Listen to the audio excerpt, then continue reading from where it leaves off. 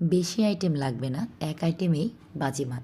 তাও যদি হয় এমন স্বাদের ভর্তা, বাঙালির মানেই ভর্তা, তাই না বলো? হ্যালো এভরিওয়ান, কেমন আছো সবাই? চলে আসলাম আমার একদম দারুণ একটা রেসিপি তোমাদের সাথে শেয়ার করার জন্য। কী বানাচ্ছি খেয়াল করো। প্রথমে প্যানটা গরম হয়ে যাওয়ার পর পরিমাণ মতো তেল দিয়ে বেশ কিছু কালো জিরা ফোড়ন দিয়ে 1-2 সেকেন্ড পর বেশ কিছু রসুন, কাঁচামরিচ আর চিংড়ি মাছ দিয়ে লবণ হলুদ দিয়ে সাথে সুন্দর করে ভেজে নিয়েছি।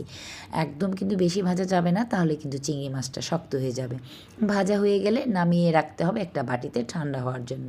সেই মাছ ভাজার তেলে আরও কিছু তেল দিয়ে এখন দিয়ে দিচ্ছি আগে থেকে ব্লেন্ড করে রাখা মূল উপাদান লাউয়ের বিচিটা। জল দিয়ে একটু ব্লেন্ড করে নিয়েছি, সেটাই তেলের মধ্যে দিয়ে দিলাম, সাথে দিয়েছি লবণ আর হলুদের গুঁড়া, ব্যাস। আর আগে থেকে যে মাছ ভাজাটা করে রেখেছিলাম চিংড়ি মাছটা, এটাও ব্লেন্ড করে নিয়েছি।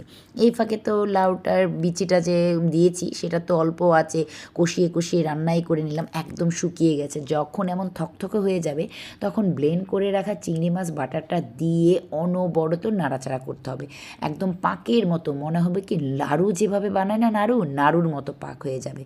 ব্যাস, নামানোর কিছুক্ষণ আগে অল্প একটু চিনি দিয়েছি, এই ভিডিওটা আমার ক্লিপটা নেওয়া হয়নি। ব্যাস হয়ে গেল, দেখেছো কেমন হয়েছে? দারুণ স্বাদের।